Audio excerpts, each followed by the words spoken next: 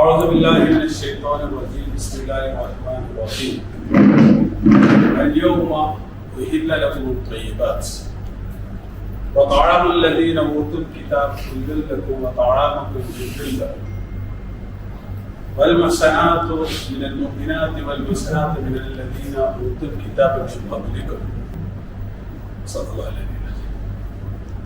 നമ്മളെ കഴിഞ്ഞ ക്ലാസ്സിൽ ഈ ആയത്തിന്റെ ഒരു ചെറിയ ആമുഖം പറഞ്ഞു വെച്ചു. ഈ ആയത്ത്, അതായത് സൂറത്തുൽ മാഇദയിലെ 5-ാമത്തെ ആയത്ത് സൂറത്തുൽ മാഇദയിലെ 4-ാമത്തെ ആയത്തിനുള്ള മറുപടിയാണ്. 4-ാമത്തെ ആയത്ത് യഥാർത്ഥത്തിൽ ദുർബല വിശ്വാസികളുടെ ചോദ്യമാണ്. അപ്പൊ ആ ചോദ്യത്തിന് അള്ളാഹു നൽകുന്ന ഉത്തരമാണ് 5-ാമത്തെ ആയത്ത് എന്നുള്ളത്. യസാലൂനക മാദാ ഉഹില്ല ലഹു എന്നുള്ളതായിരുന്നു ചോദ്യം. അവര് വന്ന് കുറെ ഹറാമുകളുടെ ലിസ്റ്റ് വിശുദ്ധ ഖുർആൻ ഇങ്ങനെ കെട്ടഴിച്ചു വെച്ചപ്പോ ഇതൊന്നും കഴിക്കരുത് എന്നിങ്ങനെ എണ്ണി എണ്ണി എണ്ണി പറഞ്ഞപ്പോ അവരൊന്ന് ചോദിച്ചു, പിന്നെ എന്താ കഴിക്കുക? യസാലൂനക മാദാ ഉഹില്ല ലഹു. അവർ താങ്കളോട് ചോദിക്കുന്നു, എന്താണ് അവർക്ക് അനുവദനീയമായത്? അപ്പോ എന്താണ് അനുവദനീയമായത് എന്ന ചോദ്യത്തിന് ഇന്നതാണ് അനുവദനീയമായത് എന്ന് പറയുന്നതിന് പകരം ഒരു സംഗതി ഇസ്ലാമിൽ അനുവദനീയമാകുന്നതിന്റെ ബേസ് പറയുകയാണ് ചെയ്യുന്നത്. അതോടുകൂടി പിന്നെ ചോദ്യത്തിന് എന്തില്ല, പ്രസക്തിയില്ല. അതാണ് അൽ-യൗമ ഉഹില്ല ലക്കും ത്വയ്യിബാത്ത്. നിങ്ങൾ എന്ത് ചോദിച്ചിട്ടും കാര്യമില്ല, നല്ലതേ നിങ്ങൾക്ക് ഞാൻ അനുവദിക്കുകയുള്ളൂ. എത്ര മനോഹരമാണ് മറുപടി. അതായത് നിഷിദ്ധമാക്കപ്പെട്ടവ ഓരോന്നോരോന്ന് പറഞ്ഞപ്പോ പിന്നെ എന്തൊക്കെയാണ് നമുക്ക് കഴിക്കാനുള്ളത് എന്നാണ് ചോദിച്ചത്. അതിന് അള്ളാഹു നൽകുന്ന മറുപടി നിങ്ങൾ നല്ലത് മാത്രം കഴിച്ചാൽ മതി എന്നുള്ളതാണ്. അതാണ് അൽ-യൗമ ഉഹില്ല ലക്കും ത്വയ്യിബാത്ത്. ഇന്ന് നിങ്ങൾക്ക് ത്വയ്യിബാത്തുകൾ അനുവദിക്കപ്പെട്ടിരിക്കുന്നു. ഉഹില്ല എന്നുള്ളത് എന്താണ്? അനുവദിക്കപ്പെട്ടു എന്ന് പറയുന്ന സാധനം. അപ്പൊ നമ്മള് സാധാരണ പറയുന്ന ഹലാലല്ല, ഞാൻ മുമ്പ് സൂചിപ്പിച്ചിരുന്നു. എന്ന് പറഞ്ഞാൽ ഹല്ല എന്ന് പറഞ്ഞാല് ഭാണ്ഡം, യാത്രക്ക് ഒരിടത്ത് ചെന്ന് ഇറങ്ങി യാത്രക്കിടയിൽ ഇറങ്ങി ഭാണ്ഡം തുറക്കുന്നതാണ് എന്ത് ഈ പറയുന്ന ഹല്ല എന്ന് പറയുന്നത്. അതുപോലെ മനോഹരമായി തുറന്നിട്ടതിനാണ് എന്ന് പറയാം ഹല്ല. യഥേഷ്ടമാർക്കും ഉപയോഗിക്കുവാൻ പറ്റുന്നതാണ് ഇസ്ലാമിലെ ഹലാല് എന്നുള്ളത് കൊണ്ടാണ് ആ പദം അവിടെ പ്രയോഗിച്ചിട്ടുള്ളത്. പിന്നെ ത്വയ്യിബാത്ത് എന്നുള്ളതാണ്. ത്വയ്യിബാത്ത് ആവണമെങ്കിൽ 2 കണ്ടീഷൻ ഉണ്ട്. ഒന്നാമത്തേത് എന്താണ്? അത് ടേസ്റ്റ് ഉള്ളതായിരിക്കണം എന്നുള്ളതാണ്. രണ്ടാമത്തേത് ടേസ്റ്റ് ഉണ്ട് എന്നുള്ളത് കൊണ്ട് മാത്രം ഇസ്ലാമിക സംഗതി എന്താവില്ല, അനുവദനീയമാവുകയില്ല. നേരെ മറിച്ച് മനുഷ്യന് ദോഷമില്ലാത്തതായിരിക്കണം. അപ്പൊ ദോഷമില്ലാത്ത, അതോടൊപ്പം തന്നെ മനുഷ്യന് ഇഷ്ടമുള്ള, മനുഷ്യൻ ആസ്വദിക്കുന്ന വിഭവങ്ങൾക്കാണ് എന്ത് പറയുക, ത്വയ്യിബാത്ത് എന്ന് പറയുക. അപ്പൊ അത് ഭക്ഷണമായാലും മറ്റേത് വിഭവങ്ങളാണെങ്കിലും അതിൽ ഉൾപ്പെടും ഈ 2 രൂപത്തിൽ. അതുകൊണ്ടാണ് വിവാഹവുമായി ബന്ധപ്പെട്ട ആയത്തിൽ എന്ന് പറയുന്നത് ഫൻകിഹൂ മാ ത്വാബ ലക്കും മിനൻ നിസാ എന്ന് പറയുന്നത്. എന്ന് പറഞ്ഞാൽ നിങ്ങൾക്ക് ഗുണമുള്ള, ദോഷമില്ലാത്ത എന്നുള്ളത് കൂടി അവിടെ അർത്ഥം കൃത്യമായിട്ട് വരുന്നുണ്ട്. അപ്പൊ അൽ-യൗമ ഉഹില്ല ലക്കും ത്വയ്യിബാത്ത്. അല്ലാഹു പറയുന്നത് നിങ്ങൾക്ക് ഗുണകരമായ, എന്ന് പറഞ്ഞാൽ നിങ്ങൾക്ക് ദോഷമില്ലാത്ത, അതേസമയം നിങ്ങൾക്ക് ടേസ്റ്റ് ആസ്വദിക്കാവുന്ന ഒരു സംഗതി ഞാൻ കടന്നു. ഇത്രയും ആത്മാർത്ഥതയോട് കൂടിയേ പഠനം പറയാൻ കഴിയുള്ളൂ. അതായത് നിങ്ങള് വലിയ പരാതി നമ്മൾ കുട്ടികളോടൊക്കെ സംഗതി ചെയ്യരുതെന്ന് പറയുമ്പോൾ അവര് അവസാനം പിന്നെ എന്താ ചെയ്യാ എന്ന് ചോദിക്കില്ല. ആ ഒരു ചോദ്യത്തിനുള്ള ഉത്തരാണ് അള്ളാഹ് തന്റെ മക്കളോട് അല്ലെങ്കിൽ സൃഷ്ടികളോട് പറയുന്നത്. എന്താണ്? നിങ്ങൾക്ക് ആസ്വാദനമുള്ള, നിങ്ങൾക്ക് ദോഷമില്ലാത്ത ഒരു സംഗതി ഞാന് നിങ്ങൾക്ക് നിയോഗിച്ചിട്ടില്ല. എല്ലാ ത്വയ്യിബാത്തും, ആ ത്വയ്യിബാത്ത് എന്ന് പറഞ്ഞാല് ഈ അലിഫ് വൽ ലാം അറബി ഭാഷയില് ലിൽ ഇസ്തിഗ്റാഖ് എന്ന് പറയാം, എല്ലാറ്റിനെയും ചൂഴ്ന്നു നിൽക്കുന്ന അതാണ്. എന്ന് പറഞ്ഞാൽ എല്ലാ ത്വയ്യിബാത്തുകളും ഞാൻ നിങ്ങൾക്ക് അനുവദിച്ചു നിൽക്കുന്നു, അല്ലെങ്കിൽ നിങ്ങൾക്ക് മുമ്പിൽ തുറന്നിടപ്പെടുന്നു. അതാണ് എന്റെ കൃത്യമായ അൽ-യൗമ ഉഹില്ല ലക്കും ത്വയ്യിബാത്ത്. അത് കഴിഞ്ഞതിന് ശേഷം ഏതാനും ചില ഉദാഹരണങ്ങളുണ്ട്.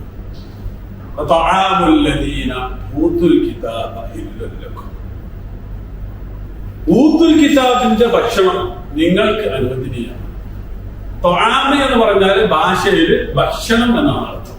നമ്മള് ഖുർആനിന്റെ ഓരോ പദപ്രയോഗങ്ങളുണ്ട്, അത് കൃത്യമായിട്ട് മനസ്സിലാക്കണം. എന്ന് പറഞ്ഞാൽ എല്ലാ ഭക്ഷണങ്ങളെയും ഉൾക്കൊള്ളുന്ന പദപ്രയോഗമാണ് എന്ത്? ത്വആമ് എന്ന് ഭാഷയിൽ വിശുദ്ധ ഖുർആനും ആ അർത്ഥത്തിൽ തന്നെയാണ് പ്രയോഗിച്ചിട്ടുള്ളത്. ഓക്കെ, ഒരുപാട് ആയത്തുകളിൽ എന്താണ് ത്വആമുൽ മിസ്കീൻ എന്നൊക്കെ പറയുന്ന ഒരുപാട് പ്രയോഗങ്ങൾ നമുക്ക് കാണാൻ കഴിയും. പക്ഷെ ഒരു പദം ഓരോ സിറ്റുവേഷനിൽ വരുന്നതിനനുസരിച്ച് അതിന്റെ അർത്ഥങ്ങൾ പരിമിതമാണ്. അപ്പൊ ഇവിടെ ഊത്തുൽ കിതാബിന്റെ ഭക്ഷണം നിങ്ങൾക്ക് അനുവദനീയമാണ്. അപ്പൊ ഊത്തുൽ കിതാബ് വെച്ച ചോറ് നിങ്ങൾക്ക് അനുവദനീയമാണ് എന്നല്ല അതിന്റെ അർത്ഥം. ഊത്തുൽ കിതാബിലേക്ക് ഞാൻ വരും. അപ്പൊ ജൂത ക്രൈസ്തവർ നമുക്ക് തൽക്കാലം പറയാം. അപ്പൊ ജൂത ക്രൈസ്തവർ വെച്ച ചോറ് നിങ്ങൾക്ക് അനുവദനീയമാണ് എന്ന് പറയേണ്ടതില്ല. കാരണം എന്താണ്? ചോറ് ആര് വെച്ചാലും അനുവദനീയമാണ്. അപ്പൊ പിന്നെ ഇവിടെ ത്വആമ് എന്ന് പറഞ്ഞാൽ അതിന്റെ അർത്ഥം എന്താണ്? ത്വആമ് എന്ന് പറഞ്ഞാൽ അറുത്തത് എന്നാണ് അർത്ഥം. അപ്പൊ അറുത്തത് എന്ന് എങ്ങനെ അർത്ഥം വന്നത്? അത് എങ്ങനെയാണ് അത് മനസ്സിലാക്കുക? അതിന് രണ്ട് കാരണങ്ങളുണ്ട്. ഒന്നാമത്തേത് ഇതിനു മുമ്പുള്ളത് അറവുമായി ബന്ധപ്പെട്ട ചർച്ചയാണ്. ഓക്കെ, എന്ന് പറഞ്ഞിട്ട് ആയത്തുകൾ മൊത്തം എന്തുമായി ബന്ധപ്പെട്ടതാണ്? അറുത്തതിനെ തിന്നണം, അറുക്കാത്തതിനെ തിന്നരുത് എന്ന് പറയുന്നത്. അപ്പൊ സ്വാഭാവികമായും ഇവിടെ ആ ചർച്ച വരുന്ന സമയത്ത് അതെന്താണ്? അറവുമായി ബന്ധപ്പെട്ടതാണ്. ഓരോ ആയത്തും പരസ്പരം ഒരു മാലയിൽ ഓർത്ത മുത്തുകളെ പോലെയാണ് എന്നുള്ളത് കൊണ്ട് അത് എന്താണ്? അതിൽ നിന്ന് തന്നെ കൃത്യമായിട്ട് മനസ്സിലാവും ഇവിടെ എന്തുമായി ബന്ധപ്പെട്ടതാണ്? അറവുമായി ബന്ധപ്പെട്ടത്. അപ്പൊ പിന്നുള്ള ചോദ്യം എന്താണ്? അപ്പൊ ത്വആമ് എന്ന് പറയുന്നതിന് പകരം ദബായിഹ് എന്ന് പറഞ്ഞാൽ പോലെ, അല്ലെങ്കിൽ ത്വആമ് എന്നുള്ളതിന് എന്തിനാണ് ഇപ്പൊ പറഞ്ഞത്? അല്ലെങ്കിൽ ത്വആമിന് എങ്ങനെ അർത്ഥം പറയാം? ഞാനൊരു ആയത്ത് നിങ്ങൾക്ക് എല്ലാവർക്കും വ്യക്തമായ ഒരു ആയത്ത്. ഇന്നല്ലാഹ വ മലായികതഹു യുസല്ലൂന അലൻ നബി. ഇന്നല്ലാഹ വ മലായികതഹു യുസല്ലൂന അലൻ നബി. എല്ലാവരും കേട്ടിട്ടില്ല? എല്ലാവർക്കും പരിചിതമായ ആയത്താണ്. അല്ലാഹുവും മലക്കുകളും നബിക്ക് മേൽ സ്വലാത്ത് ചൊല്ലുന്നു.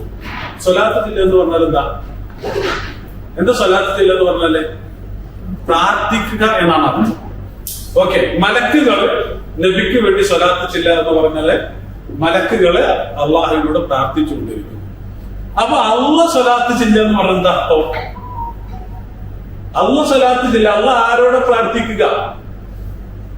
അപ്പൊ അവിടെ അള്ളാഹുവിലേക്ക് ഇന്നല്ലാഹ വ മലായികതഹു യുസല്ലൂൻ എന്ന് അള്ളാഹുവിലേക്ക് ചേർക്കുമ്പോ സ്വല്ല എന്നുള്ളതിന്റെ അടുത്ത അർത്ഥമാണ് കരുണ കാണിക്കുക. കാരണം മറ്റേ അർത്ഥം എന്തല്ല? അള്ളാഹുവിന് ഒരു നിലക്കും അവിടെ ഫിറ്റാവും. അപ്പൊ ഒരൊറ്റ ആയത്തില് ഒരു പദം രണ്ട് വ്യക്തികളിലേക്ക് ചേർക്കുമ്പോ രണ്ടർത്ഥമാണ് വരുന്നത്. ആ ആയത്തിന്റെ സാഹചര്യത്തിന്റെ തേട്ടം അനുസരിച്ചുകൊണ്ട് എന്നുള്ളത് പോലെ ഇവിടെ കൃത്യമായിട്ട് ത്വആമ് എന്നുള്ളതുകൊണ്ട് ഉദ്ദേശിക്കുന്നത് എന്താണ്? മറ്റത് ഒരിക്കലും ഫിറ്റാവാത്തത് കൊണ്ട് ദബായിഹ് അറുത്ത മൃഗങ്ങൾ എന്നുള്ളതാണ് ഉദ്ദേശിക്കുന്നത്. ഓക്കെ, ക്ലിയർ അല്ലേ?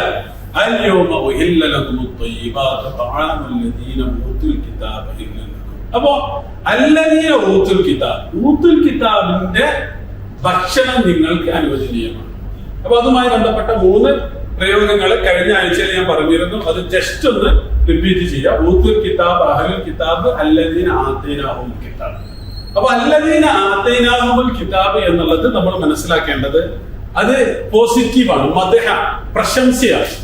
അപ്പൊ അള്ളാഹു വേദം കൊടുക്കുകയും എന്നിട്ട് ആ വേദത്തിനനുസരിച്ച് ജീവിക്കുകയും അല്ലെങ്കിൽ നല്ല കാര്യങ്ങൾ ചെയ്യുകയും ചെയ്തവരെയാണ് അല്ലദീന ആതൈനാഹുൽ കിതാബ് എന്ന് ഖുർആൻ പ്രയോഗിച്ചിട്ടുള്ളത്. അല്ലദീന ആതൈനാഹുൽ കിതാബ യത്ലൂനഹു ഹഖ തിലാവതി എന്നുള്ളത് അതിന്റെ ഭാഗമാണ്.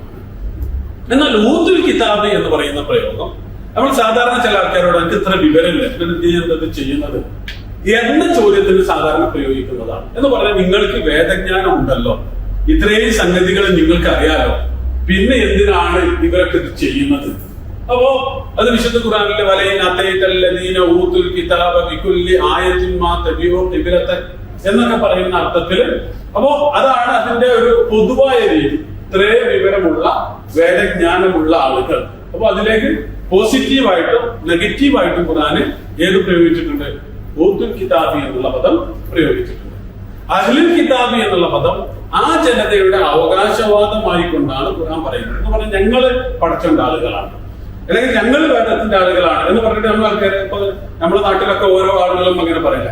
ഒരു സംഘടനയോട് കൂറില്ലെങ്കിൽ പോലും ഞാൻ എന്റെ ആളാണ് എന്നൊക്കെ പറഞ്ഞിട്ട് അപ്പൊ അങ്ങനെ അവകാശവാദങ്ങൾ ഉന്നയിക്കുന്നു. അതുകൊണ്ടാണ് യാ അഹ്ലൽ കിതാബി എന്താണ് അല്ല അഹ്ലുൽ കിതാബ്, നിങ്ങൾ വേദത്തിന്റെ ആളുകൾ എന്ന് പറഞ്ഞ നടത്തുന്ന ആളുകളല്ല, പിന്നെന്തിനാണ് നിങ്ങൾ അള്ളാഹിന്റെ ആയത്തുകളെ നിഷേധിക്കുന്നത് എന്നുള്ള ചോദ്യങ്ങൾ ചോദിക്കുന്നത്. അപ്പൊ ഈ 3 രൂപത്തിലാണ് അല്ലദീന ആതൈനാഹുൽ കിതാബ്, ഊത്തുൽ കിതാബ്, അഹ്ലുൽ കിതാബ് എന്നുള്ള പ്രയോഗങ്ങൾ വിശുദ്ധ ഖുർആൻ നടത്തിയിട്ടുള്ളത്. അപ്പൊ ഊത്തുൽ കിതാബാണ് അതില് പോസിറ്റീവായിട്ടും നെഗറ്റീവായിട്ടും പ്രയോഗിച്ചിട്ടുള്ളത്, സാധാരണ വേദം ലഭിച്ച വിഭാഗം എന്നുള്ള ഒരു അർത്ഥത്തിൽ.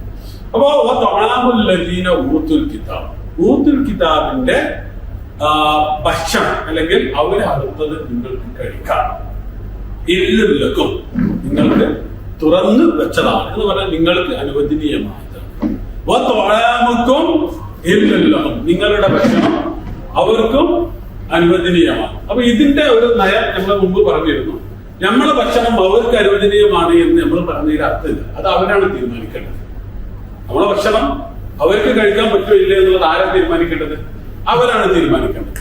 പക്ഷെ ഇത് ഇവിടെ പറയാനുള്ള കാരണം ഇവിടെ 2 കാര്യങ്ങളാണ് ചർച്ച. ഒന്ന് ഭക്ഷണമാണ്, അടുത്ത നിക്കാഹാണ്. അപ്പൊ ഭക്ഷണത്തില് അങ്ങോട്ടും ഇങ്ങോട്ടും എന്ത് പറ്റും? അവിടുന്ന് ഇങ്ങോട്ടും കഴിക്കാം, ഇവിടുന്ന് അങ്ങോട്ടും കൊടുക്കാം. പക്ഷെ നിക്കാഹിൽ എന്ത് പറ്റില്ല?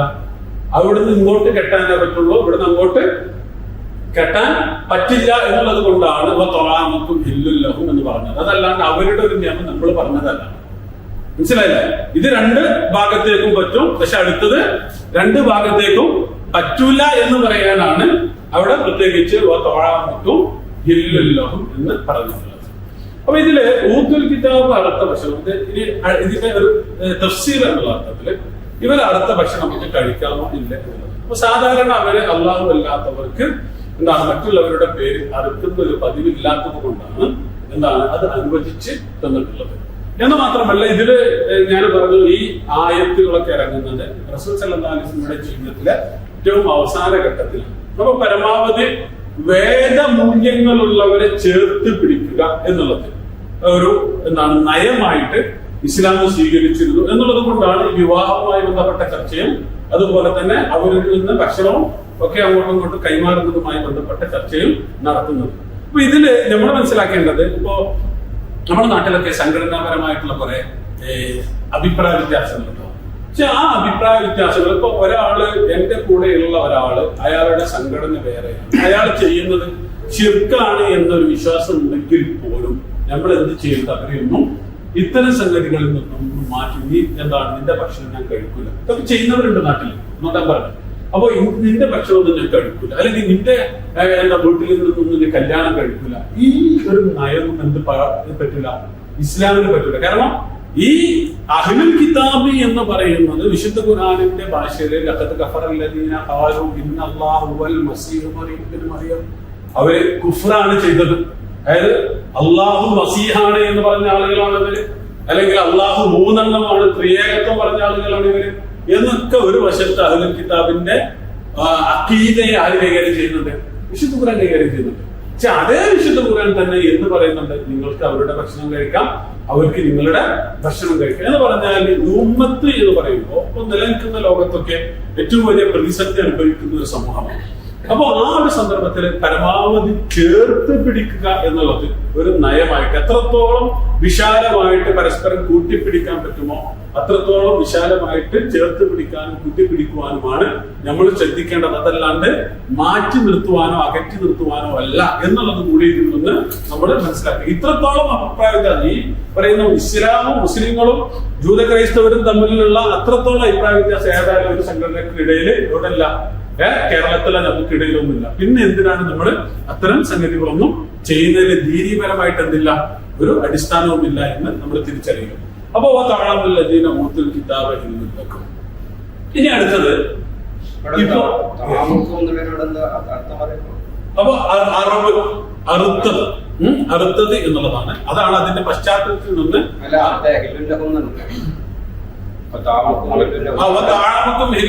നിങ്ങളുടെ ഭക്ഷണം അവർക്കും അനുവദനീയമാണ് എന്ന് പറഞ്ഞാൽ നിങ്ങളും അവരും ഭക്ഷണത്തിന്റെ കാര്യത്തിൽ ഒരുപോലെ എന്ന് പറഞ്ഞാൽ അവരിൽ നിന്ന് നിങ്ങൾക്ക് സ്വീകരിക്കാൻ, നിങ്ങളുടെ അവർക്കും പകുത്തു കൊടുക്കാം എന്നുള്ളതാണ്. പക്ഷെ ഇനിയുള്ളത് അങ്ങനെ പകുത്തു കൊടുക്കാൻ പറ്റുകയില്ല എന്നുള്ളത് കൊണ്ടാണ് അവിടെ അതുകൂടി ചേർത്ത് പറഞ്ഞത് താഴാമുക്കും ഇല്ലല്ലോഹം എന്ന് പറയുന്നത്.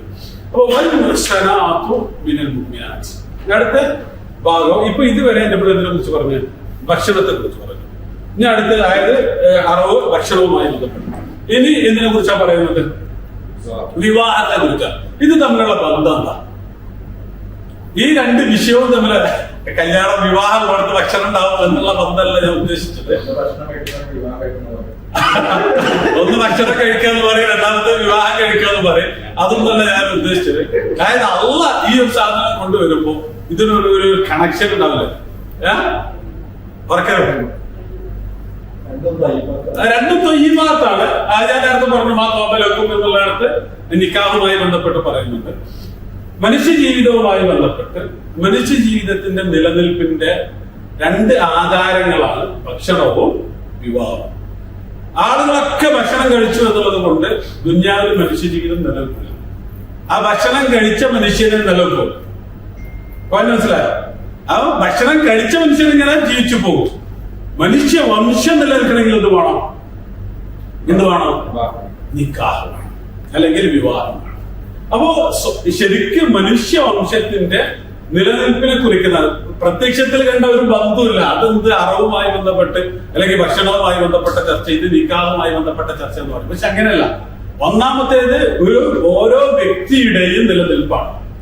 രണ്ടാമത്തേത് ഓരോ വ്യക്തിയിൽ നിന്ന് മാറി സമൂഹത്തിന്റെ നിലനിൽപ്പാണ്. ഇത് രണ്ടും ചേർന്ന് വരുമ്പോഴാണ് എന്തുണ്ടാവുക? ഇസ്ലാമികമായി സമൂഹം എന്നുള്ള ഒരു സിസ്റ്റം കടന്നു വരിക. അതാണ് ഇത് തമ്മിലുള്ള ബന്ധം. നിക്കാഹും ഭക്ഷണവും തമ്മിലുള്ള ബന്ധം. അതല്ലാത്ത നിക്കാഹിന്റെ സമയത്തിലെ ഭക്ഷണമല്ല നമ്മൾ ഉദ്ദേശിച്ചത്.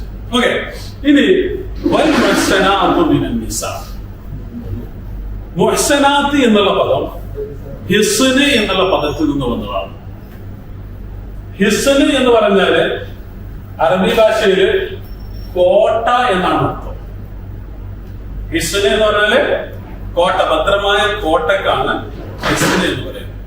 കോട്ട കെട്ടപ്പെട്ടതാണ് മുഹ്സനാത്ത്. കോട്ട കെട്ടപ്പെട്ടതാണ് മുഹ്സനാത്ത്. അപ്പൊ വൽ മുഹ്സനാത്ത് മിനൻ നിസാ എന്ന് പറഞ്ഞാൽ എന്താ അർത്ഥം?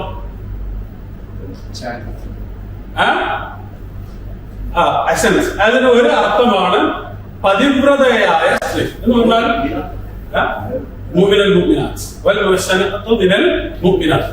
അപ്പോ ഇഹ്സാനി എന്ന് പറയുന്ന പദത്തിന് വിശുദ്ധ ഖുർആനിൽ 3 അർത്ഥങ്ങളിൽ അത് പ്രയോഗിച്ചിട്ടുണ്ട്. അതിൽ ഒന്നാമത്തെ അർത്ഥം ഇഫ്ഫത്ത് എന്നുള്ളതാണ്. എന്ന് പറഞ്ഞാൽ പാതിവൃത്യം, വിശുദ്ധ എന്ന് പറഞ്ഞാൽ തിന്മയിൽ നിന്ന് മനുഷ്യനെ അല്ലെങ്കിൽ ധാർമ്മിക ച്യുതിയിൽ നിന്ന് മനുഷ്യനെ തടയുന്ന കോട്ടയാണ് എന്ത്?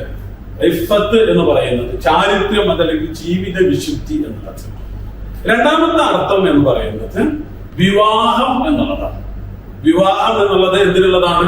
മനുഷ്യന്റെ വിശുദ്ധി കാത്തു സൂക്ഷിക്കാനാണ്. അതുകൊണ്ടാണ് യാ മാശറ അശ്ശബാബ് മൻ ഇസ്തതാഅ മിൻകുമുൽ ബാഅത ഫൽയതസവ്വജ് എന്ന് പറയുന്നില്ല. നിങ്ങൾ വിവാഹം കഴിക്കണം. ആ വിവാഹം കഴിച്ചാൽ മനുഷ്യന്റെ ജീവിത വിശുദ്ധി സംരക്ഷിക്കാൻ കഴിയുള്ളൂ. മൂന്നാമത്തേത് സ്വാതന്ത്ര്യം എന്നാണ്. കാരണം സ്വാതന്ത്ര്യമുള്ള ആളുകൾക്ക് മാത്രമേ സ്വന്തം വിശുദ്ധി പ്രതിരോധിക്കാൻ പറ്റുള്ളൂ. അക്കാലത്ത് അടിമകളെയായിരുന്നു ഏറ്റവും കൂടുതൽ മോശത്തരത്തിന് ഉപയോഗിച്ചത്. അപ്പൊ ഈ 3 അർത്ഥത്തിലും വിശുദ്ധ ഖുർആൻ ഈ പദം പ്രയോഗിച്ചിട്ടുണ്ട്. ഉദാഹരണമായിട്ട്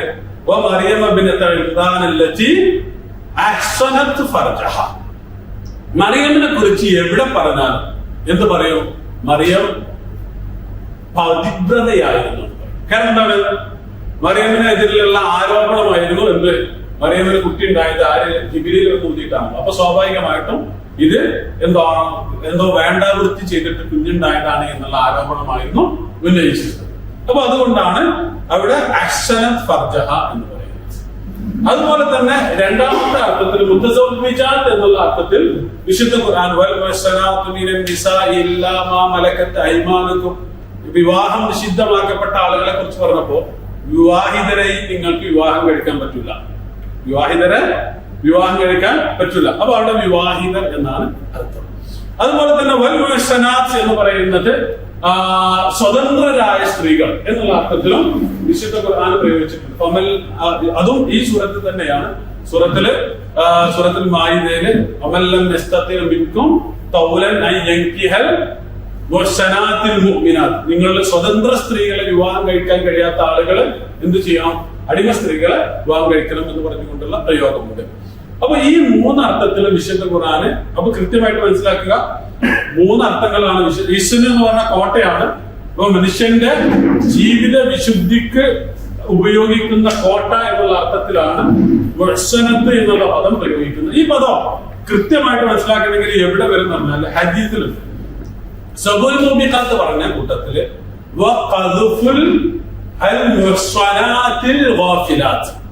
പതിവ്രതയായ സ്ത്രീക്ക് മേൽ എന്താക്കുക? വ്യഭിചാരോപണം ഉന്നയിക്കുക. അതെന്താണ്?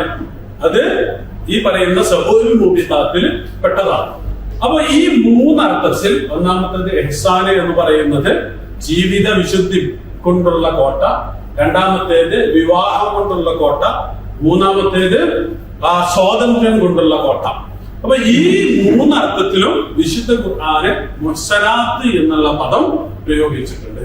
അപ്പൊ ഇവിടെ എന്തായാലും വൽ മുഹ്സനാത്തി മിനൽ മുഅ്മിനാത്ത്, മുഅ്മിനത്തുകളിൽപ്പെട്ട പതിവ്രതകളെയും, മറ്റർത്ഥമല്ല വിവാഹിതകൾ. ഒരിക്കലും ഇവിടെ വിവാഹത്തിന് എന്തില്ല, ചർച്ചയ്ക്ക് പ്രസക്തിയില്ല. അതാ പറഞ്ഞ ഒരു മതത്തിന് 3 അർത്ഥമോ 4 അർത്ഥമോ ഉണ്ടാവും. പക്ഷെ ആ സിറ്റുവേഷനിൽ വരുന്ന സമയത്ത് അർത്ഥം നേരെ പരിമിതപ്പെടും എന്നുള്ളതാണ് വിശുദ്ധ ഖുർആനിന്റെ ഒരു രീതി. അപ്പൊ വൽ മുഹ്സനാത്ത് മിനൽ മുഅ്മിനാത്ത്, വിശ്വാസികളിൽപ്പെട്ട മുഹ്സനത്തുകളെയും നിങ്ങൾക്ക് വിവാഹം കഴിക്കാം.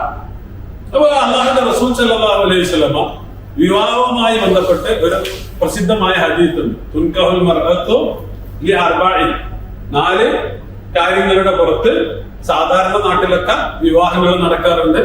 ലി മാലിഹ വലി ജമാലിഹ വലി ഹസബിഹ വലി ദീനിഹ. ധനം നോക്കിയിട്ട് ചില ആൾക്കാര് പെണ്ണ് കിട്ടും, അതല്ലെങ്കിൽ സൗന്ദര്യം നോക്കിയിട്ട് കിട്ടും, അതല്ലെങ്കിൽ തറവാട് നോക്കിയിട്ട് കിട്ടും, ദീന് നോക്കിയിട്ട് കിട്ടും. നിങ്ങള് ദീന് നോക്കിയിട്ടാണ് വിവാഹം കഴിക്കേണ്ടത് എന്നുള്ള ആ പ്രയോഗം അല്ലെങ്കിൽ ആ റസൂലിന്റെ വിശദീകരണം ഈ ആയത്തിന്റെ വിശദീകരണമാണ്. വൽ മുഹ്സനാത്തു മിനൽ മുഅ്മിനാത്ത് എന്ന് പറഞ്ഞാൽ വിശ്വാസികൾ വിവാഹം അന്വേഷിക്കുമ്പോൾ പ്രഥമ പരിഗണന ഉണ്ടാവേണ്ടത് കേവലം മുഅ്മിനത്ത് മാത്രമല്ല, അൽ മുഹ്സനാത്ത് മിനൽ മുഅ്മിനാത്ത് ആയിരിക്കണം. അൽ മുഹ്സനാത്ത് മിനൽ മുഅ്മിനാത്ത് ആയിരിക്കണം എന്ന് പറഞ്ഞാൽ വിശ്വാസികളിലെ വിശുദ്ധിയായിരിക്കണം. അപ്പൊ അതായിരിക്കണം ഒരു വിവാഹത്തിന് ഇണയെ തിരഞ്ഞെടുക്കേണ്ട മാനദണ്ഡം. അത് നേരെ തിരിച്ചു അങ്ങനെ തന്നെയാണ്. അതുകൊണ്ടാണ് അല്ലാഹുവിന്റെ റസൂൽ സല്ലല്ലാഹു അലൈഹി വസല്ലം ജാഅകും മൻ തർലൗന ദീനഹു വ ഖുലുഖഹു ഫസബ്ബിതു, നിങ്ങളുടെ അടുത്ത് ഒരാൾ നിങ്ങളുടെ മകളെ വിവാഹം കഴിക്കണമെന്ന് പറഞ്ഞു വരുന്നു, അയാള് ദീനും ഖുലുഖുമുള്ള ആളാണെങ്കിൽ നിങ്ങൾ കെട്ടിച്ചു കൊടുത്തോളൂ എന്നാണ് അല്ലാഹുവിന്റെ റസൂൽ സല്ലല്ലാഹു അലൈഹി വസല്ലം പറഞ്ഞു വെച്ചിട്ടുള്ളത്. അപ്പൊ അത് തന്നെയാണ് വിവാഹവുമായി ബന്ധപ്പെട്ട് നിങ്ങൾക്ക് വൽ മുഹ്സനാത്തു മിനൽ മുഅ്മിനാത്ത്, മുഅ്മിനത്തുകളിലെ മുഹ്സനത്തുകളെ നിങ്ങൾക്ക് അനുവദനീയമാണ്.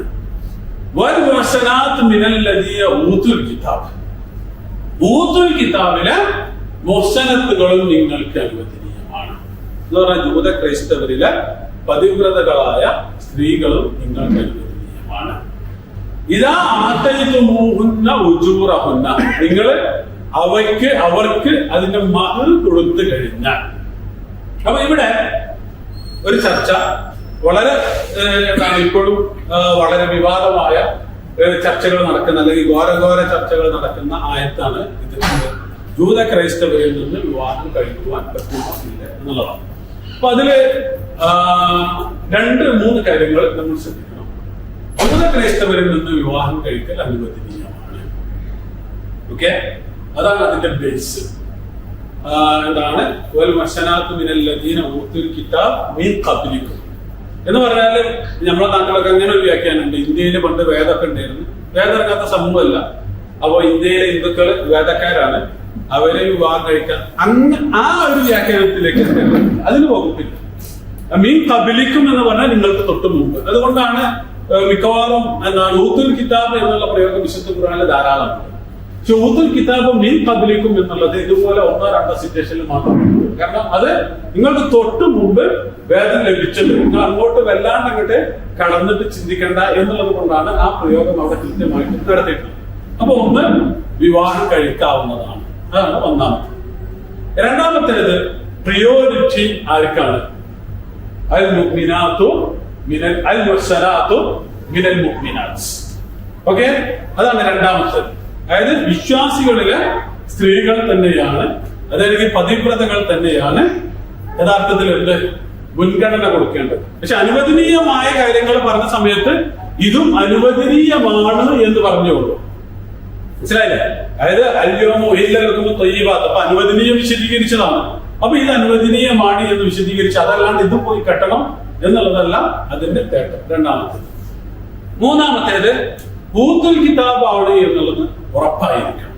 എന്ന് പറഞ്ഞാല് ഇപ്പോ നമ്മുടെ നാട്ടിൽ തന്നെ ഇപ്പോ ആരിഫ് എന്ന് കേട്ടാൽ നമ്മളെ കൗമാണ്. ആരിഫ് എന്ന് പറഞ്ഞാൽ യുക്തിവാദികളുടെ വലിയ നേതാവാണ്.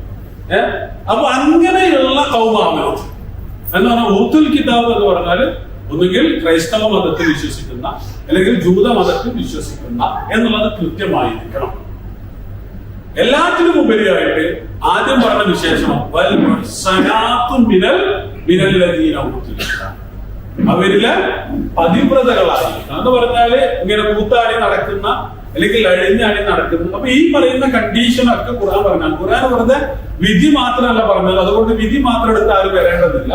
നേരെ മറിച്ച് ആ കണ്ടീഷനോട് കൂടിയിട്ടാണ് മുഹ്സനാത്ത് ആയിരിക്കണം എന്നുള്ളതും ഊതുൽ കിതാബ് ആയിരിക്കണം എന്നുള്ളതും ഊതുൽ കിതാബ് മീൻ ഖബ്ലിക്കും എന്നുള്ളതായിരിക്കണം എന്നുള്ളതൊക്കെ എന്താണ് വിശുദ്ധ ഖുർആൻ പറയുന്ന കണ്ടീഷനാണ്, ആ ഉപാധികളാണ്. ആ ഉപാധികളോട് കൂടി എന്താണ് ഇത് അനുവദനീയമാണ്. അതൊന്നും.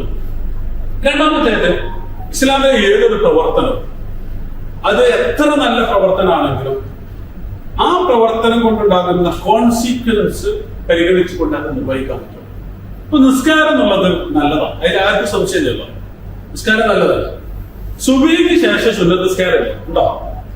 അതെന്താ ഇത് നല്ലതല്ല, ഞാനങ്ങനെ എന്നും സുബഹിന്റെ ശേഷം ഒരു 4 റക്അത്ത് നിസ്കരിക്കട്ടെ എന്ന് ഒരാൾക്ക് തീരുമാനിക്കാൻ പറ്റുമോ? എന്താ പറ്റാത്തത്? എന്താ പറ്റാത്തത്? വേണ്ടെന്ന് പറയുന്നതിന് കാരണം ഉണ്ടാവില്ല. എത്രയും നല്ലൊരു സാധനവും വേണ്ട എന്ന് പറയുന്നെങ്കിൽ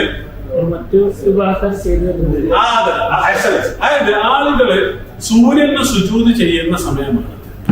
നിങ്ങൾ സുജൂദ് ചെയ്യുന്നത് സൂര്യനല്ലെങ്കിൽ പോലും അത് അങ്ങനെയുള്ള ഒരു വായനയ്ക്ക് എന്തുണ്ട് സാധ്യതയുണ്ട് എന്നുള്ളത് കൊണ്ട് എത്ര വലിയ നിസ്കാരങ്ങൾ ഇപ്പൊ തൽക്കാലം നടത്തണം. അതാണ് മഗ്‌രിബിന്റെ തൊട്ട് മുമ്പും എന്തില്ല സുന്നത്ത് നിസ്കാരമില്ല. അപ്പൊ ഇതാണ് നിസ്കാരത്തിന്റെ കാര്യം. അപ്പൊ ഇപ്പോ എന്നാണ് അപ്പുറത്ത് ഫലസ്തീനിലെ ജൂതന്മാരുമായിട്ട് യുദ്ധം ചെയ്യുന്നത്.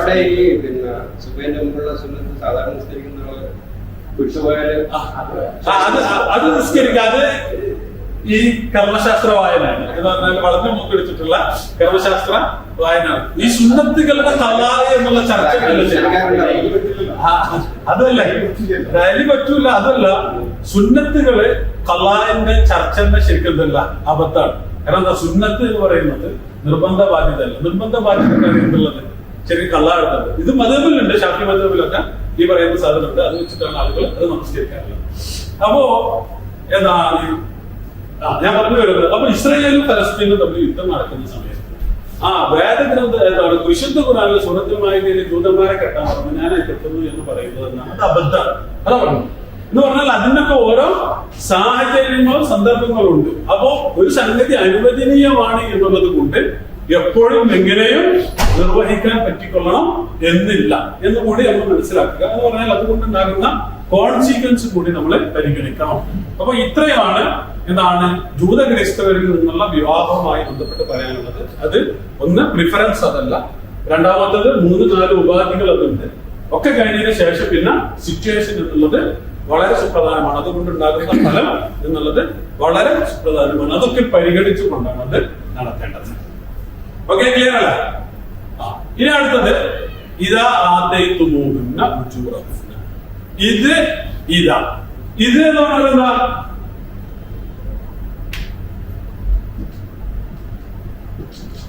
ഈ രണ്ട് പദവും വിശുദ്ധ ഖുർആനിൽ ഇദാ ജാഅ നസ്റുല്ലാഹി ഇദാ ജാഅകൽ മുനാഫിഖൂന ഖാലൂ നശ്ഹദു ഇന്നക ലറസൂലുള്ളാഹ് എന്നൊക്കെ പറയുന്ന. അതുപോലെ ഇത് ഖാല ഇബ്രാഹിം ഇത് ഖാല മൂസ ലിഖൗമിഹി. ഇതും ഒന്ന് പാസ്റ്റ് ആണ്, ഒന്ന് ഫ്യൂച്ചർ ആണ്. അതായത് പണ്ട് കഴിഞ്ഞൊരു സാധനം ഞാൻ ഇപ്പോ റിവൈവ് ചെയ്യുന്നതിനാണ് എന്ത് പറയുക, ഇത് എന്ന് പറയാം. പണ്ട് ഇബ്രാഹിം നബി സ്വന്തം ഉപ്പാനോട് ഇങ്ങനെ പറഞ്ഞു, അല്ലെങ്കിൽ പണ്ട് ഇബ്രാഹിം നബി അള്ളാഹിനോട് ഇങ്ങനെ പ്രാർത്ഥിച്ചു, ഇബ്രാഹിം റബ്ബി ജഅൽ ഹാദൽ ബൈത ആമിന എന്നൊക്കെ പറഞ്ഞിട്ട്. അപ്പോ പണ്ട് കഴിഞ്ഞൊരു സംഗതി ഇപ്പോ നമ്മൾ ഓർക്കുന്നതിനാണ് എന്താ പറയാ, ഇത് എന്ന് പറയുക. ഇതാ എന്നുള്ള സംഗതി അങ്ങനെ സംഭവിച്ചാൽ, ഓക്കെ, ഭാവിയില് ഇങ്ങനെ സംഭവിച്ചാൽ നിങ്ങളൊക്കെ എന്താണ് ചെയ്യേണ്ടത്? അതാണ് ഇദാ ജാഅ നസ്റുല്ലാഹി വൽ ഫതഹ്, അള്ളാഹുവിന്റെ സഹായം വന്നെത്തി കഴിഞ്ഞാൽ എന്നൊക്കെ പറയുന്ന പ്രയോഗം അതാണ്. ഇതാ എന്നുള്ള പ്രയോഗം അതിൽ നിന്ന്. അപ്പൊ ഇതാണ് തമ്മിലുള്ള വ്യത്യാസം. അപ്പൊ അങ്ങനെ ചെയ്താൽ എന്ന് പറയുന്നതിനാണ് ഇതാ എന്ന് പറയുന്നത്. ഇതാ ആതൈതുമൂഹുന്ന. ആത എന്ന് പറഞ്ഞാൽ എന്താ? അത്ത ഒന്നു, അത്ത അംറുല്ലാഹി ഫലാ തസ്തഅജിലു. അത്ത എന്ന് പറയുന്നത് കുറച്ചുകൂടി ദീർഘം കൂടിയതാണ് ആത്ത എന്നാണ്. ഇത് എവിടെ കാണുന്നല്ലോ? അഖീമു സ്വലാത്ത വ ആതു സകാത്ത് എന്നാണ് ശരിക്കും ആത്ത എന്ന് പറഞ്ഞത്. അറബി ഭാഷയിൽ കൊടുക്കുക എന്നുള്ളതിന് അഅത്വ എന്നൊക്കെയാണ് പറയുക. എന്നൊക്കെ പറയുന്ന പ്രയോഗമുണ്ട്, അല്ലെങ്കിൽ മനഹ എന്നൊക്കെ പറയാം. അപ്പൊ ശരിക്കും വെറും കൊടുക്കലല്ല ആത്ത എന്ന് പറയുന്നത്. ഓക്കെ, ആത്ത എന്ന് പറയുന്നത് ഞാൻ നാട്ടിൽ നിങ്ങളടുത്ത് ഒരു 15 കടം വാങ്ങി. ആ കടം വാങ്ങി കഴിഞ്ഞാൽ ഞാൻ നിങ്ങൾക്ക് തരാനുള്ള ബാധ്യതയാണ് ആകാശം. അപ്പൊ അത് ഞാൻ നിങ്ങളുടെ അടുത്ത് നിങ്ങൾ അന്വേഷിച്ച് കൊണ്ടുവന്ന് തരുന്നതിനാണ് എന്താ പറയുക, ആത്ത എന്ന് പറയുക. കാരണം അതെന്താണ്, നിങ്ങളുടെ അവകാശം. പക്ഷെ കടം വാങ്ങി അങ്ങനെയുള്ള സംഭവിക്കുക, അവസാനം നിങ്ങൾ ഇതിന്റെ പിന്നാലെ നടക്കേണ്ടി വരികയാണ് ചെയ്യുന്നത്. അപ്പൊ ഇത് ഞാൻ പറയാനുള്ള കാരണം എന്താ വെച്ചാല്, ഇത് മറ്റൊരാളുടെ അവകാശം അയാൾക്ക് കൊണ്ടു ചെന്ന് എത്തിച്ചു കൊടുക്കുന്നതിനാണ് അറബി ഭാഷയില് ആത്ത എന്ന് പറയുന്നത്. സക്കാത്ത് എന്ന് പറയുന്നത് നമ്മുടെ പരിയിൽ ആളുകൾ ഇങ്ങനെ കാശ് ചോദിച്ചു വരും, എന്നിട്ട് അവർക്ക് നമ്മൾ ഇങ്ങനെ വിതരണം ചെയ്യുക. അത് ഇസ്ലാമിക സക്കാത്ത് അല്ല. സക്കാത്ത് എന്ന് പറയുന്നത് മറ്റുള്ളവരുടെ അവകാശമാണ്. എന്ന് പറഞ്ഞാൽ ഞാൻ നിങ്ങളുടെ അടുത്ത് കടം വാങ്ങിയത് പോലെയാണ്, ആ ദരിദ്രന്റെ അടുത്തുനിന്ന് ഞാൻ കാശ് എടുത്തത് പോലെയാണ് എന്റെ അടുത്തുള്ള സക്കാത്ത് എന്നുള്ളത്. അപ്പൊ ഞാൻ എന്ത് ചെയ്യണം? അയാളുടെ അടുത്ത് അത് കൊണ്ടു ചെന്ന് എത്തിച്ചു കൊടുക്കണം. അതിനാണ് ആത്തു സക്കാത്ത് എന്ന് പറയുന്നത്. അപ്പൊ മറ്റൊരാളുടെ അവകാശം അങ്ങോട്ട് ചെന്ന് എത്തിച്ചു കൊടുക്കുന്ന പ്രയോഗമാണ് ആത്ത യൂത്തി ഈത്ത എന്ന് പറയുന്നത്. ഓക്കെ, ഇതാ ആതൈതുമൂഹുന്ന, ആതൈതു നിങ്ങൾ നൽകിയാൽ. പിന്നെ ആർക്കാണ് നൽകുന്നത്? ഇതാ ആതൈതുമൂഹുന്ന, അവർക്ക്, ആ സ്ത്രീകൾക്ക് എന്ന് പറഞ്ഞാൽ വിവാഹം കഴിക്കുന്ന സ്ത്രീകൾക്ക്. അപ്പൊ അവിടെ നമ്മളിപ്പോ ഈ കൊടുക്കാൻ പോകുന്ന സാധനം അവരുടെ അവകാശമാണ് എന്ന് കുറിക്കാനാണ് അവിടെ ഏത് പദം വന്നിട്ടുള്ളത്? ആത്ത എന്നുള്ള പദം പ്രയോഗിച്ചത്. ഈ മഹറിനെ കുറിച്ച് പറഞ്ഞിടത്തൊക്കെ അതിന്റെ സൂറത്ത് നിസാ 4-4. അപ്പൊ നിങ്ങള് സ്ത്രീകൾക്ക് എന്ത് കൊടുക്കുക? മഹർ കൊടുക്കുക. അവിടെയും എന്താണ് വന്നിട്ടുള്ളത്? ആത്ത.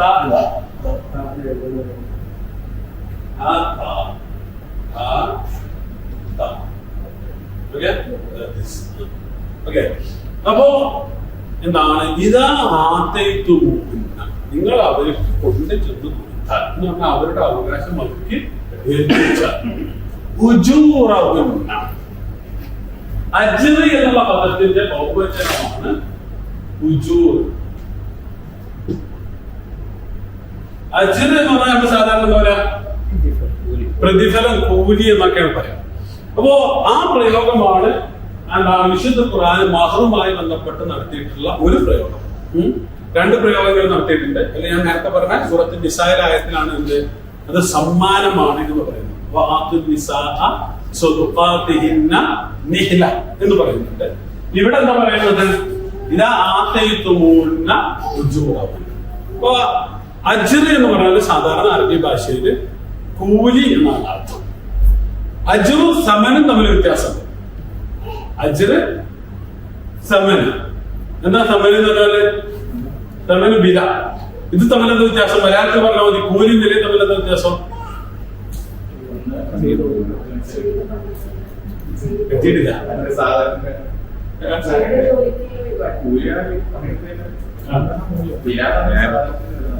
അതായത് വില എന്ന് പറഞ്ഞാൽ ആ സാധനം പിന്നെ നിങ്ങളുടേതാണ്, ആ വസ്തു നിങ്ങളുടേതാണ്, പിന്നെ നിങ്ങൾ വില കൊടുത്ത് വാങ്ങിയത് നിങ്ങളുടെ മുതലാണ്.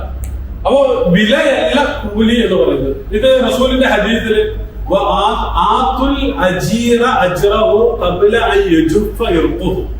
നിങ്ങള് എന്താണ് തൊഴിലാളിക്ക് അയാളുടെ വിയർപ്പ് പറ്റുന്നതിന് മുമ്പ് എന്ത് കൊടുക്കണം?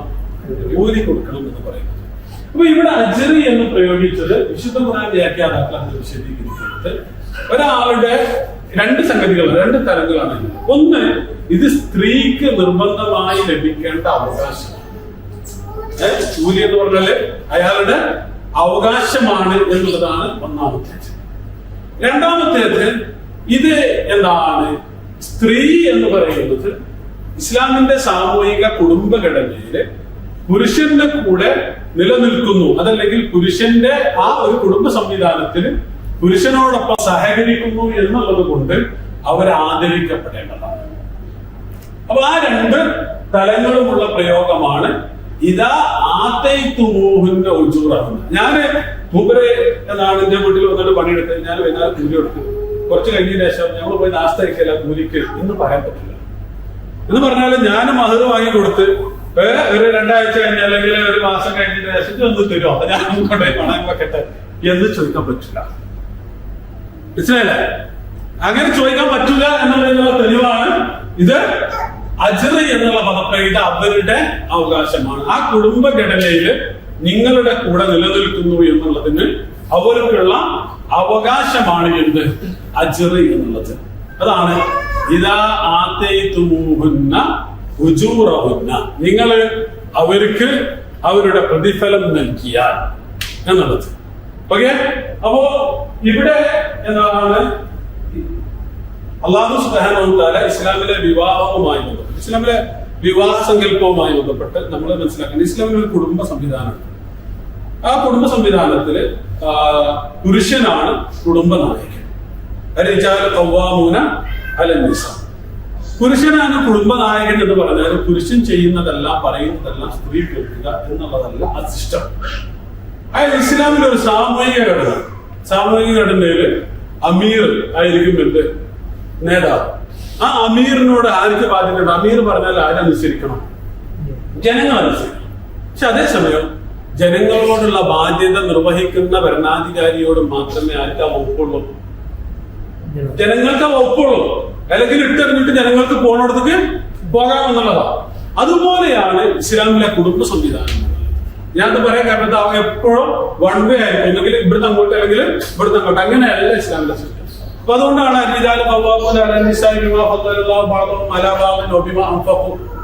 അപ്പൊ അവരെ ഇപ്പോ എന്താണ് കുടുംബത്തെ പ്രതിരോധിക്കാൻ കഴിയണം. കുടുംബനാഥൻ കുടുംബത്തെ പ്രതിരോധിക്കാൻ, സംരക്ഷിക്കുവാൻ കഴിയണം. അത് ശാരീരികമായ കരുത്തും മാനസികമായ കരുത്തും ആവശ്യമുള്ളത്. രണ്ട് കുടുംബത്തിന് വേണ്ടിയിട്ട് ചെലവഴിക്കാൻ കഴിയണം. നമ്മളിപ്പോ സാധാരണ കാണാനുണ്ട്, നയിച്ചാൻ പോവില്ല, അത് ഓളം ഓടന്നോളം എന്ന് പറഞ്ഞിട്ട് നിൽക്കും. അങ്ങനെ ആ ഇസ്ലാമിലെ കർമ്മശാസ്ത്രം അനുസരിച്ച് ആ സ്പോട്ടിൽ ആ പെണ്ണിനെ തൊലാക്ക് വാങ്ങിപ്പോ, വേറെ ഒന്നും വേണം. കാരണം എന്താണ്, അവിടെ ഈ പറഞ്ഞ സാധനം പൂർത്തിയായിട്ടില്ല. അതായത് ഇയാളുടെ നേതൃത്വം, നമ്മള് എപ്പോഴും പറയും പുരുഷന് എന്താണ് സ്ത്രീ പുരുഷന്റെ ഇന്ന കൽപ്പനകളൊക്കെ അനുസരിക്കണം, ഭർത്താവ് പറഞ്ഞാല് ഇതൊക്കെ ചെയ്യണം. അത് തിരിച്ച് ഈ സംഗതികൾ അങ്ങോട്ടുണ്ടാകുമ്പോഴാണ് അതില്ലാത്ത ആ സ്പോട്ടിൽ എന്ത് ചെയ്യാ, സ്ത്രീക്ക് ആ പരിപാടി ആ സംവിധാനത്തിൽ, ഞാൻ ഈ സംവിധാനത്തിൽ നിലനിൽക്കുന്നില്ല, പുറത്ത് കിടക്കാം എന്ന് പറയാനുള്ള അവകാശമായിരിക്കേണ്ടത് സ്ത്രീക്ക്. ഞാൻ പറയാൻ കാരണം സാധാരണ ഇസ്ലാമിക സ്ത്രീകളെ കുറിച്ച് യുക്തിവാദികളും മതത്തെ ഓരോന്ന് പ്രചരിപ്പിക്കുന്നു. നമുക്ക് ഇതിന്റെ ഒരു നാക്ക് മനസ്സിലാവില്ല, ഇത് എങ്ങനെയാണെന്ന്. അപ്പൊ ഇത് ശരിക്കും ഇങ്ങനെയാണ് എന്ന് പറഞ്ഞാൽ പരസ്പര പൂരകമാണ്. പുരുഷൻ ഇന്ന ബാധ്യതകൾ നിർവഹിച്ചാൽ സ്ത്രീകൾ ഇന്ന ബാധ്യതകൾ നിർവഹിച്ചു കൊടുക്കേണ്ടതുണ്ട്. അതല്ലാണ്ട് പുരുഷൻ ഇങ്ങനെ ഒരു സംഗതികൾ അടിച്ചമർത്തുക എന്നിട്ട് സ്ത്രീ എല്ലാം സഹിച്ചു നിൽക്കുക എന്ന് പറയുന്ന ഒരു ഘടന എന്തില്ല, ഇസ്ലാമില് ഇല്ല. ഓക്കെ, ഇതാ ആതൈതുമൂഹുന്ന ഉജൂറഹുന്ന മുഹ്സിനീന ഗൈറ മുസാഫിരീൻ.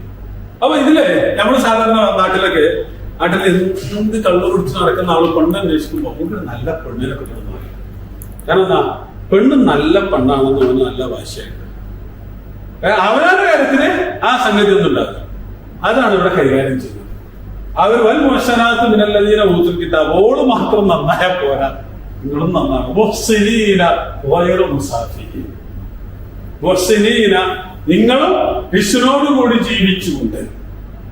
എന്താണ് നേരത്തെ പറഞ്ഞ പോലെ കൂലി കൊടുക്കുന്ന ഏർപ്പാട് വേറെയുണ്ട്. അതുപോലെയല്ല ഉദ്ദേശിക്കുന്നത്. നേരെ മറിച്ച് ഇത് ഈ സംവിധാനത്തിലുള്ള കൂലിയാണ്, ഈ സിസ്റ്റത്തില് നിലനിൽക്കുന്നതിനുള്ള ബഹുമാനമാണ്, അതിന്റെ ഭാഗം. അതാണ് മുഹ്സിനീന, ഈ പറയുന്ന എന്താണ് ജീവിത വിശുദ്ധിയോടുകൂടി അല്ലെങ്കിൽ ജീവിത വിശുദ്ധി നിലനിർത്തിക്കൊണ്ട്. ഗൈറു മുസാഫിഹീൻ, അതല്ലാണ്ട് വ്യഭിചാരത്തിൽ ഏർപ്പെട്ടുകൊണ്ടല്ല, അല്ലെങ്കിൽ അവിഹിത ബന്ധത്തിൽ ഏർപ്പെട്ടുകൊണ്ടല്ല. സഫഹ എന്നുള്ളതാണ് സിഫാഹ്, സഫാഹ് എന്നൊക്കെ പറയും. അബ്ബാസി ഭരണാധികാരി, ഒന്നാമത്തെ ഭരണാധികാരി അബുൽ അബ്ബാസ് സഫാഹ് എന്ന് അറിയപ്പെട്ടിരുന്നു. സഫാഹ് എന്ന് പറഞ്ഞാൽ സാധാരണ രക്തം ചിന്തുക, വെള്ളം ചിന്തുക, അല്ലെങ്കിൽ പാഴാക്കി കളയുക, ചിന്തിയിട്ട് പാഴാക്കി കളയുന്നതിനാണ് എന്ത് സാധാരണ സഫഹ എന്നുള്ള പദം പ്രയോഗിക്കുക. അപ്പൊ മനുഷ്യന്റെ എന്താണ് ജീവിതത്തിലെ വിശുദ്ധി ഒഴുക്കി കളയുക, അതല്ലെങ്കിൽ സ്പേമ അവിഹിതമായി ഒഴുക്കി കളയുക എന്നുള്ള പ്രയോഗമാണ് എന്ത് ഗൈറു മുസാഫിഹീൻ എന്നുള്ള പദപ്രയോഗം. ഗൈറു മുസാഫിഹീൻ, സഫഹ എന്ന് പറഞ്ഞാല് അന്യായമായി പാഴാക്കി എന്നൊക്കെയാണ് ആ പദത്തിന്റെ അർത്ഥം. അപ്പൊ ഗൈറു മുസാഫിഹീൻ അവിഹിത ബന്ധത്തിലൂടെയല്ല, അല്ലെങ്കിൽ വ്യഭിചാരത്തിലൂടെ അല്ലാതെ. മുഹ്സിനീന ഗൈറു മുസാഫിഹീൻ വലാ മുത്തഖിദി അഖ്ദാൻ, അതെന്തല്ല നോക്കണേ, വലാ മുത്തഖിദി അഖ്ദാൻ. അത് അതായത് അങ്ങനെ ആയിക്കൊണ്ട് എന്ന് പറയുന്നു. നേരത്തെ പെണ്ണിനെ പറഞ്ഞത് ഇപ്പോ പുരുഷനിലേക്കാണ് ചേർന്നത്. ഓക്കെ, മുഹ്സിനീന ഗൈറു മുസാഫിഹീൻ. ഓക്കെ, അവിഹിത അല്ലെങ്കിൽ മോശപ്പെട്ട ബന്ധത്തിലൂടെ അല്ലാതെ. വലാ മുത്തഖിദി അഖ്ദാൻ, ഇത്തഖദ എന്ന് പറഞ്ഞാൽ എന്താ? വലാ മുത്തഖിദി അഖ്ദാൻ, അഖദ എന്ന് പറഞ്ഞാൽ എന്താ? എടുത്തു.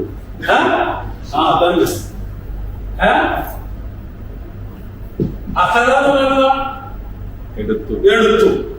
ആ എടുക്കുന്ന സംഗതി എന്താ പരിപൂർണ തൃപ്തിയോടുകൂടി സ്വീകരിക്കുന്നതിനാണ് ഇഫ്തഅല വരെ. അതാണ് ഇത്തഖദ.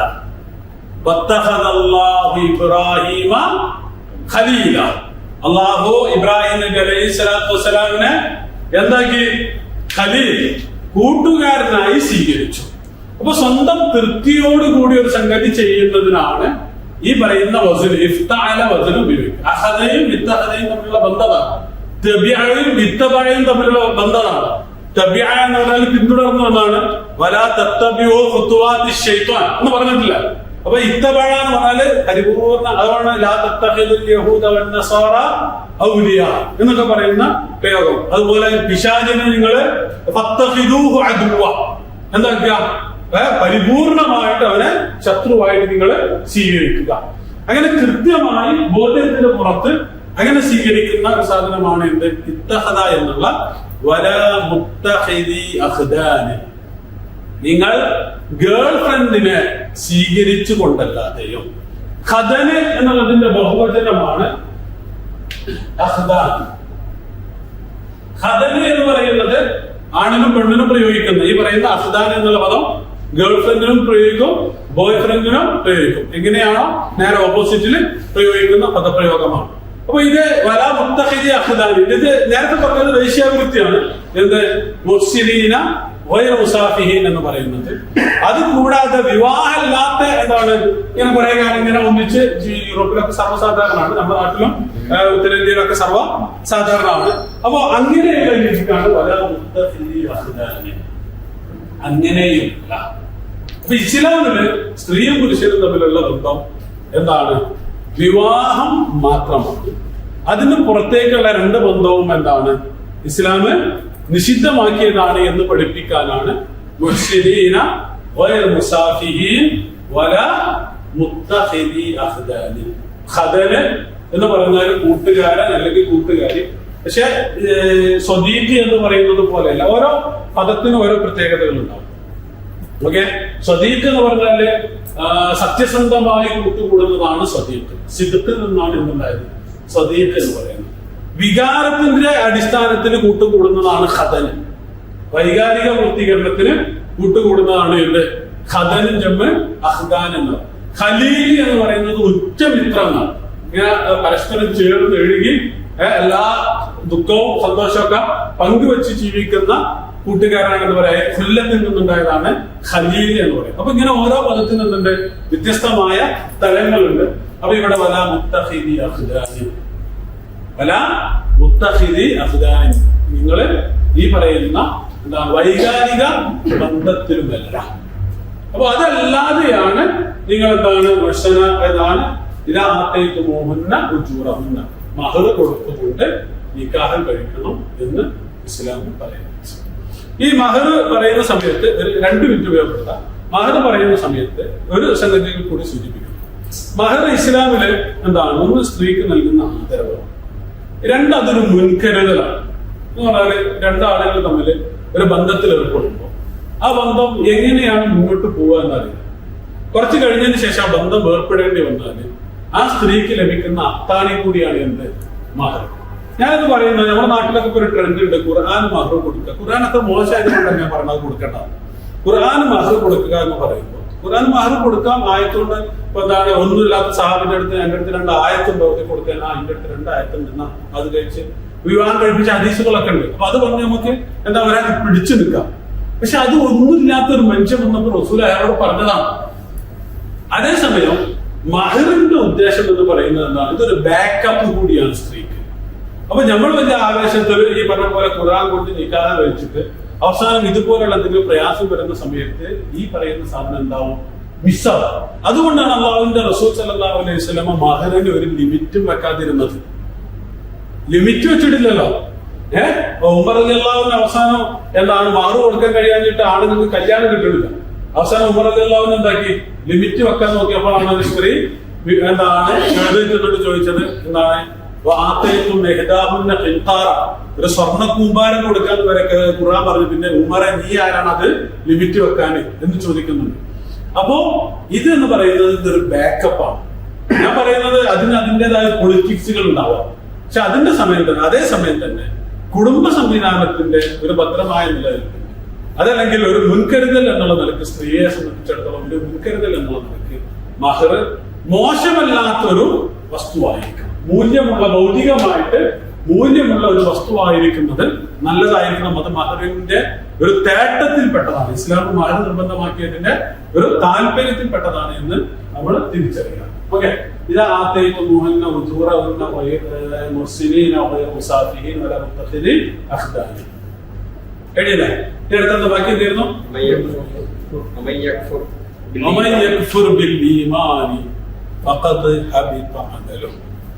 വമൻ യക്ഫുർ ബിൽ ഈമാൻ, ആര്? അപ്പൊ ഇതുവരെ ഇപ്പോ അഹ്ലുൽ കിതാബിനെ ചേർത്ത് പിടിച്ചുകൊണ്ടാണ് പറഞ്ഞത്.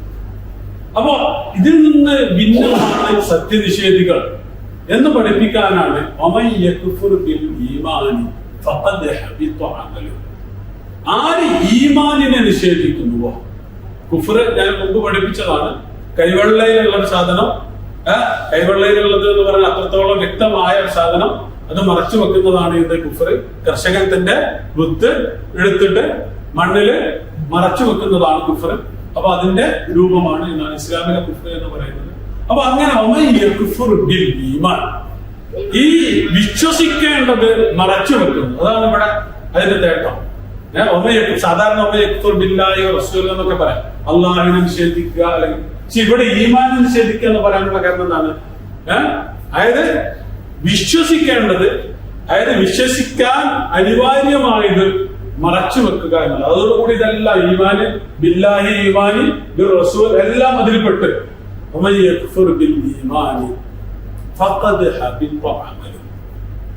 ആര് അള്ളാഹിനെ അല്ലെ ഈമാനിനെ നിഷേധിക്കുന്നു അവന്റെ കർമ്മം ഹബിത്വ എന്ന് പറഞ്ഞാൽ പാഴായി. വളരെ മനോഹരമായ പദമാണ് ഹബിത്വ എന്നുള്ള പദം.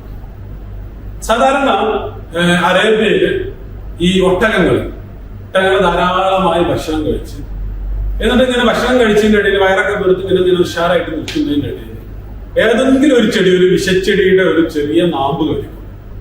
ആ നാമ്പ് കടിക്കുന്നതോടുകൂടി വയറ് പൊട്ടിയിട്ട് ആ മൃഗം ചത്തുപോകും. ഇതാണ് ശരിക്ക് ഹബിത്ത, റുബാത്ത്, ഹിബുത്തത്ത് എന്നൊക്കെ പറയുന്ന രോഗം. അതുപോലെ നമ്മൾ ഒരുപാട് കർമ്മങ്ങൾ ചെയ്തിട്ടുണ്ടാവും. ആ ഒട്ടകത്തെ പോലെ ഒരുപാട് കർമ്മങ്ങൾ നമ്മൾ ചെയ്തിട്ടുണ്ടാവും. ഇങ്ങനെ നിറഞ്ഞിങ്ങനെ നിൽക്കുക. അതിന്റെ അടിയിലായാലും എന്തെങ്കിലും ഒരു മോശപ്പെട്ട കർമ്മം അതോടുകൂടി ഇതുവരെ ചെയ്തതൊക്കെ നശിച്ചു.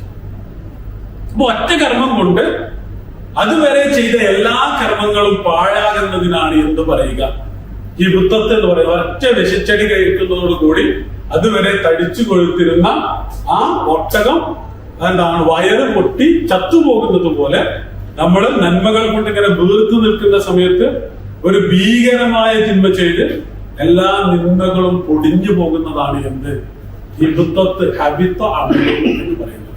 സൂറത്തുൽ ഹുജറാത്തിൽ ഇത് അള്ളാഹു പ്രയോഗിച്ചിട്ടുണ്ട്. അള്ളാഹുവിന്റെ റസൂൽ സല്ലല്ലാഹു അലൈഹി വസല്ലം സംസാരിക്കുമ്പോൾ റസൂലിനേക്കാൾ കൂടുതൽ ശബ്ദം ഉയർത്തി സംസാരിക്കുന്ന ആളുകൾക്ക് എന്താണ് അവരുടെ കർമ്മങ്ങൾ ഇതുപോലെ പാഴായി പോകുമെന്ന് പറയുന്നുണ്ട്. അപ്പൊ ഇതാണ് ഒരൊറ്റ തിന്മ കൊണ്ട് ഇതുവരെ സമ്പാദിച്ച എല്ലാ നന്മകളും പാഴായി പോകുന്നതാണ് എന്ത്, ഹിബുത്തത്ത് എന്ന് പറയുന്നത്. പക്ഷെ ഒരു സംഗതി ബാത്തിലാകുന്നത് അതല്ല. ഇപ്പൊ അവന്റെ നിസ്കാരം ബാത്തിലായി എന്ന് പറയുന്നത് എന്താ, അത് ഒരു പ്രവർത്തനം കൊണ്ട് അല്ലെങ്കിൽ എന്തോ സംഭവിച്ചത് കൊണ്ട് ആ കർമ്മം പാഴായിപ്പോയി എന്നാണ്. അതിനാണ് എന്ന് പറയുക, ബാത്തിലാവുക എന്ന് പറയുക. പക്ഷെ ഹബിത്ത അമലുഹു എന്ന് പറഞ്ഞാല് എല്ലാ കർമ്മം അതുവരെ ഉണ്ടായിരുന്ന എല്ലാ നന്മകളും അതോടുകൂടി കൊടുത്തുപോയി. അതുകൊണ്ട് ഒരു മനുഷ്യൻ, ഇപ്പൊ കാഫിറായ മനുഷ്യൻ, അയാൾ ഒരുപാട് നന്മകളൊക്കെ ചെയ്യാറുണ്ടല്ലോ. സാധാരണ നമ്മൾ അങ്ങനെ ചോദിക്കാറുണ്ട്, അയാൾ ഇന്ന നന്മകളൊക്കെ ചെയ്തിട്ടില്ലേ, അയാൾ സ്വർഗത്തിൽ പോവില്ല. അപ്പൊ അതാണ് പറയുന്നത്,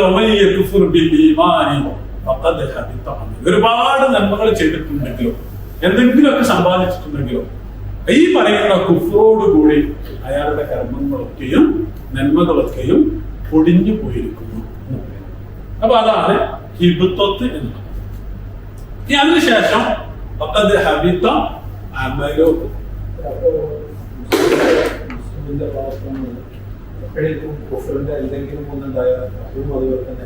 അത് ചില തിന്മകളുടെ ഭീകരത പറയുന്നതിന് വേണ്ടി പ്രയോഗിക്കുന്ന പ്രയോഗമാണ്. അത് അതുപോലെ തന്നെ അള്ളാഹു അങ്ങനെയൊക്കെ കരുണയുള്ളവനാണ് എന്നാണ് നമ്മൾ വിശ്വസിക്കുന്നത്. പക്ഷെ അള്ളാഹു അതേസമയം നമുക്ക് പറയാം, അത് ചെയ്താൽ കഴിയൂട്ടോ എന്ന് പറയും. അതിൽ പെട്ടതാണ് റസൂലിന്റെ പേരിൽ എന്ത് ശബ്ദം ഉയർത്തി സംസാരിക്കുക എന്ന് പറയുന്നത്. അപ്പൊ റസൂൽ സംസാരിക്കുമ്പോൾ റസൂൽ നായകനാണ്. അപ്പൊ റസൂൽ സംസാരിക്കുമ്പോൾ റസൂലിനേക്കാൾ ശബ്ദത്തിൽ സംസാരിക്കുക എന്ന് പറഞ്ഞാൽ റസൂലിനോട് കാണിക്കുന്ന ഇന്നല്ലദീന എന്താണ് റസൂലില്ല. അതിന്റെ മുമ്പ് എന്താണ് അള്ളാഹുവിന്റെ റസൂലിന്റെ മേലിന്റെ ശബ്ദം ഉയർത്തി സംസാരിക്കും. لا ترفعوا أصواتكم فوق صوت النبي ولا تجهروا له بالقول كجهر بعضكم لبعض أن تحبط أعمالكم. നിങ്ങൾ അങ്ങനെ ചെയ്താല്, നിങ്ങൾ പരസ്പരം സംസാരിക്കുന്ന പോലെ റസൂലിനെ കൈകാര്യം ചെയ്താല് അൻ തഹ്ബത അഅമാലുക്കും, അതോടുകൂടി നിങ്ങളുടെ കർമ്മങ്ങളൊക്കെയും പാഴായി എന്ന് പറയും. അപ്പൊ ഇതാണ് ഹിബുത്തത്ത് എന്ന് പറയുന്നത്. ഇനി അടുത്തത് എന്താണ്, ഫഖദ് ഹബിത അമലു. എന്താണ് അമൽ എന്ന് പറഞ്ഞാല് പ്രവർത്തനമില്ലാത്ത കർമ്മങ്ങൾക്കാണ് സാധാരണ ഫിഅല് എന്ന് പറയുന്നത്. വൈവിധ്യമുള്ള, ഉദാഹരണമായിട്ട് അലന്തര കൈഫ ഫഅല റബ്ബുക ബി അസ്ഹാബിൽ ഫീൽ, അത് പിന്നെ അപ്പോഴേ നടന്നതുള്ളൂ, പിന്നെ വേറെ നടന്നിട്ടില്ല. അലന്തര കൈഫ ഫഅല റബ്ബുക ബി ആസ്, ഓക്കെ, ആദിനെ കൊണ്ട് അല്ലാഹു എന്താണ് ചെയ്തത്. അതിന് കൃത്യമായ അർത്ഥം കിട്ടാൻ ഒരു നല്ല ഫേമസ് ആയിട്ടുണ്ട്, ലിമ തഖൂലൂന മാ ലാ തഫഅലൂൻ. നിങ്ങൾ ഒരു തവണ പോലും ചെയ്യാത്ത, ഒരു തവണ പോലും നിങ്ങൾ ചെയ്യാത്ത പണിയാണോ നിങ്ങൾ നാട്ടുകാരോട് പറഞ്ഞു നടക്കുന്നത്, ചെയ്യാൻ കൽപ്പിക്കുന്നത് എന്നുള്ളതാണ് ആ ചോദ്യത്തിന്റെ പ്രയോഗം. അതാണ് ഫിഅല് എന്നത്. അമലി എന്ന് പറഞ്ഞാൽ നൈരന്തര്യമുള്ള കർമ്മങ്ങളാണ്. നൈരന്തര്യമുള്ള കർമ്മങ്ങളാണ്. ഒരേ കർമ്മം, നിസ്കാരം ഒരുപാട് തവണ, അല്ലെങ്കിൽ സൽക്കർമ്മങ്ങൾ ഒരുപാട് തവണ. നമ്മളിപ്പോ ഏതോ ഒരാളിങ്ങനെ റോഡ് മുറിച്ചടക്കാൻ നോക്കുമ്പോൾ അയാൾ നമ്മൾ സഹായിച്ചു, ഓ മാഷാ അല്ലാഹ് അമൽ സ്വാലിഹായി എന്ന് വിചാരിച്ചിട്ട് കാര്യമില്ല. അത് അമൽ സ്വാലിഹായിട്ടില്ല, അത് ഒരൊറ്റ നന്മയായിട്ടുള്ളൂ. അത് അമൽ സ്വാലിഹാവണമെങ്കിൽ നമ്മുടെ കർമ്മങ്ങൾ ഇങ്ങനെ, നന്മകൾ ഇങ്ങനെ, സ്വാലിഹായ കർമ്മങ്ങൾ ആവർത്തിതമായിരിക്കണം. അങ്ങനെ ആവർത്തിച്ച് ചെയ്യുന്ന കർമ്മങ്ങൾക്കാണ് അമല് എന്ന് ചെയ്യുക. അതുകൊണ്ടാണ് നമ്മൾ പണിക്കുവാണെങ്കിൽ അമൽ എന്ന് പറയുന്നത് എനിക്ക് പണിയൊന്നും വെച്ചില്ല, അതിന് അമൽ എന്നാണ് പറയുന്നത്, അതിന് ഫീൽഡ് ചോദിക്കൂല. എന്താണ് ഇതിന്റെ പണി എന്നുള്ളത്. അപ്പൊ ഇത് ഇപ്പോ വലൈസത്തി തൗബത്തുൽ ലില്ലദീന യഅമലൂന സയ്യിആത്ത്, തിന്മകൾ ഇങ്ങനെ നിരന്തരമായി ആവർത്തിച്ച് ചെയ്യുന്നവർക്കുള്ളതല്ല എന്ത് ഈ പറയുന്ന തൗബ എന്ന് പറയുന്നത്. അപ്പൊ അങ്ങനെ വിശുദ്ധ ഖുർആൻ അത് പ്രയോഗിച്ചിട്ടുണ്ട്. അതുപോലെ വ്യത്യസ്തമായ നന്മകൾ ചെയ്യുന്നതിന് ഫിഅലുൽ ഖൈറാത്ത്, ഫിഅലുൽ ഖൈറാത്ത് എന്ന് വിശുദ്ധ ഖുർആൻ പ്രയോഗിച്ചിട്ടുണ്ട്. എന്ന് പറഞ്ഞാല് വ്യത്യസ്തമായ നന്മകൾ ചെയ്യുന്നത്. അപ്പൊ ഇങ്ങനെ ആവർത്തനമുള്ള കർമ്മങ്ങൾക്കാണ് എന്ന് പറയുക അമലി എന്ന് സാധാരണ പ്രയോഗിക്കാറുണ്ട്. അപ്പൊ ഇവിടെ ഫഖദ് ഹബിത്ത അമലുഹു എന്ന് പറഞ്ഞാല് ഇത്രയും കാലം ചെയ്തു വെച്ച ഒരുക്കൂട്ടി വെച്ച എല്ലാ കർമ്മങ്ങളും എന്ന് കുറിക്കാനാണ് ഫഖദ് ഹബിത്ത അമലുഹു എന്നുള്ള പദം അല്ലാഹു സുബ്ഹാനഹു വ തആല പ്രയോഗിച്ചിട്ടുള്ളത്. ഇതിനുശേഷം വഹുവ ഫിൽ ആഖിറതി മിനൽ ഖാസിരീൻ എന്ന് മാത്രമല്ല, ഈ പറയുന്ന കർമ്മങ്ങളില്ലെങ്കിൽ പിന്നെ എങ്ങോട്ട് പോയിട്ട് കാര്യമില്ല, പരലോകത്തേക്ക് പോയിട്ട് കാര്യമില്ല. കാരണം അവിടെ ആകെ ഉപകാരപ്പെടുന്നതാണ് നമ്മുടെ കർമ്മങ്ങൾ മാത്രമാണ് നാളെ പരലോകത്ത് ബാക്കിയാവുന്നത്. അപ്പൊ ഇതിന്റെ തന്നെ തേട്ടമാണ് ഈ ആയത്തിന്റെ ഏറ്റവും അവസാനത്തെ വാൽക്കഷ്ണം. ഞാൻ മുമ്പ് പറഞ്ഞ തദീൽ എന്ന് പറയുന്ന സാധനം വഹുവ ഫിൽ ആഖിറതി മിനൽ ഖാസിരീൻ. അപ്പൊ ഹസാറത്ത് എന്ന് പറയുന്നത് വിശുദ്ധ ഖുർആന് വിജയം, പരാജയം, നഷ്ടം തുടങ്ങിയിട്ടുള്ള സംഗതികളൊക്കെ പ്രയോഗിക്കുന്നത് ഒരൊറ്റ ചെറിയ ഒരു മാനദണ്ഡത്തിലൂടെയല്ല. നേരെ മറിച്ച് ഈഹപര ലോകത്തെ വിജയം അല്ലെങ്കിൽ ശാശ്വതമായ വിജയം, അത് അഫ്ലഹൽ മുഅ്മിനൂൻ എന്ന് പറയുമ്പോൾ വിശ്വാസികൾ വിജയിച്ചിരിക്കുന്നു. എന്നിട്ടോ ലോകത്തിന്റെ നാനാഭാഗത്തും നല്ല തല്ലി കിട്ടിക്കൊണ്ടിരിക്കുന്നു, പിന്നെ എന്ത് വിജയമാണ് എന്ന് നമ്മളെന്ന് ചിന്തിക്കും. അപ്പൊ അതിനുള്ള ഉത്തരം എന്താണ്? നമ്മൾ മനസ്സിലാക്കിയത് പോലെയുള്ള ഒരു കേവല വിജയത്തെ കുറിച്ചല്ല വിശുദ്ധ ഖുർആൻ എന്താണ് സംസാരിക്കുന്നത്. നേരെ മറിച്ച് ആത്യന്തികമായിട്ടുള്ള വിജയവും ആത്യന്തികമായ പരാജയവുമാണ് യഥാർത്ഥത്തില് വിശുദ്ധ ഖുർആനിന്റെ ഭാഷയിൽ എപ്പോഴും നിഴലിച്ചു നിൽക്കുന്നത് എന്നാണ്. അതാണ് വഹുവ ഫിൽ ആഖിറതി മിനൽ ഖാസിരീൻ, അവൻ ആഖിറത്തില് നഷ്ടകാരികളിൽ പെട്ടവനാണ്. ഈ സെന്റൻസിന് ഒരു പ്രത്യേകത ഉണ്ട്. ഇത് കഴിഞ്ഞു 8:30 അവസാനിപ്പിക്കണമെന്നാണ് ഈ ഒറ്റ സംഗതിയോട്. വഹുവ ഫിൽ ആഖിറതി മിനൽ ഖാസിരീൻ, ഈ ജുംലക്ക് അറബി ഭാഷയിൽ ജുംല ഇസ്മിയ എന്നാണ് പറയുന്നത്. അതിൽ ഒറ്റ ഫിഅലില്ല, ഉണ്ടോ? വഹുവ ഫിൽ ആഖിറതി മിനൽ ഖാസിരീൻ, ഇല്ല, അതിൽ ഒറ്റ ഫിഅലില്ല. അതെന്തുകൊണ്ടാണ്? ഞാൻ മുമ്പ് പറഞ്ഞേനെ ഫിഅലും ഇസ്മും തമ്മിലുള്ള വ്യത്യാസം ഞാൻ മുമ്പ് ചോദിച്ചിരുന്നു. എന്തായിരുന്നു? എന്താ ഇസ്മും ഫിഅലും തമ്മിൽ വ്യത്യാസമല്ല, ഇസ്മ നാമാണ്, മറ്റത് വേർബാണ്, അല്ലേ? അപ്പൊ ആളുകൾക്ക് ഞാൻ ചോദിച്ചിരുന്ന ആളുകൾക്ക് നമ്മൾ പേരാണല്ലോ വേർബ് ഇടല്ലേ, എന്തുകൊണ്ടാണത്? സ്ഥായിയാണ്. അൽ ഇസ്മു അഖ്വ മിനൽ ഫിഅൽ എന്നാണ്. ഓക്കെ, അൽ ഇസ്മു അഖ്വ മിനൽ ഫിഅൽ. ഇസ്മ നൗണ് വേർബിനേക്കാൾ ശക്തി കൂടിയതാണ്. കാരണം വേർബ് അങ്ങോട്ടും മാറി മുന്നാരും അമ്രക്കാവും, അങ്ങോട്ടും ഇങ്ങോട്ടൊക്കെ മാറാൻ നോക്കാൻ വിശ്വസിക്കാനില്ല. പക്ഷെ ഇസ്മ എന്താണ്? ഇസ്മ എപ്പോഴും എന്താണ്? സ്ഥായിയാണ്, കാലത്തും മാറ്റം സംഭവിക്കില്ല. അപ്പൊ പവർ കൂട്ടുന്നതിന് വേണ്ടി പ്രയോഗിക്കുമ്പോ യഥാർത്ഥത്തില് ജുംല ഇസ്മിയയാണ് വരിക. അപ്പൊ ഇവിടെ വഹുവ ഫിൽ ആഖിറതി മിനൽ ഖാസിരീൻ എന്നുള്ളത് ഒരു സംശയമില്ല, തീർച്ചയായും അവൻ പരലോകത്തിൽ നഷ്ടകാരികളിൽ പെട്ടവനാണ് എന്ന് ഉറപ്പിച്ച് തറപ്പിച്ച് പറയാനാണ് അവിടെ ജുംല ഇസ്മിയ കൊണ്ടുവന്നിട്ടുള്ളത്. ഓക്കെ, അവസാനിപ്പിക്കുന്നു. അപ്പൊ നമ്മള് സൂറത്തുൽ മാഇദയിലെ 5-ാമത്തെ ആയത്താണ് നമ്മൾ പഠിച്ചു കഴിഞ്ഞത്. അതില് ഭക്ഷണം, അതുപോലെ തന്നെ വിവാഹത്തിന്റെ മാനദണ്ഡം. അതിലൊറ്റ സംഗതി കൂടി പറയാനുണ്ടായിരുന്നു. എന്തുകൊണ്ട് വേദക്കാരിൽ നിന്ന് വിവാഹം കഴിക്കാം, ഇവിടുന്ന് അങ്ങോട്ട് വിവാഹം കഴിക്കാൻ പറ്റില്ല എന്നുള്ളത്. പക്ഷെ ഞാൻ അതിന്റെ വേറൊരു സൂചന നൽകിയത് ഇസ്ലാമിലെ കുടുംബ സംവിധാനത്തെ കുറിച്ച്. അപ്പൊ ആ കുടുംബ സംവിധാനത്തിന്റെ നായകൻ എന്ന് പറയുന്നത്, നാഥൻ എന്ന് പറയുന്നത് ആരാണ്? പുരുഷൻ എന്നുള്ളതാണ്. എന്ന് പറഞ്ഞാൽ ആ ഘടനയ്ക്കുള്ളിൽ നിന്നുകൊണ്ടാണ്, പുരുഷന്റെ നേതൃത്വത്തിലുള്ള ഘടനയ്ക്കുള്ളിൽ നിന്നുകൊണ്ടാണ് ആ കുടുംബം വളർന്നു വരുന്നത് എന്നുള്ളതാണ്. അപ്പൊ സ്വാഭാവികമായിട്ടും ആ നേതൃസ്ഥാനം എന്നുള്ളത് മറ്റൊരു അഖീദയിലുള്ള ഒരാളാണ് അലങ്കരിക്കുന്നത് എങ്കിൽ സ്വാഭാവികമായിട്ടും അത് മക്കളെയൊക്കെയും അത് കൃത്യമായിട്ട് ബാധിക്കും എന്നുള്ളത് കൊണ്ട് തന്നെയാണ് ഇസ്ലാമില് അവിടുന്ന് ഇങ്ങോട്ട് വിവാഹം കഴിക്കാം, ഇവിടുന്ന് അങ്ങോട്ട് വിവാഹം കഴിപ്പിക്കരുത് എന്നുള്ള നിർദ്ദേശം അല്ലാഹു സുബ്ഹാനഹു വ തആല നൽകിയിട്ടുള്ളത്. വആഖിറു ദഅവാന അൽഹംദുലില്ലാഹി റബ്ബിൽ ആലമീൻ. അസ്സലാമു അലൈക്കും വറഹ്മത്തുള്ളാഹി.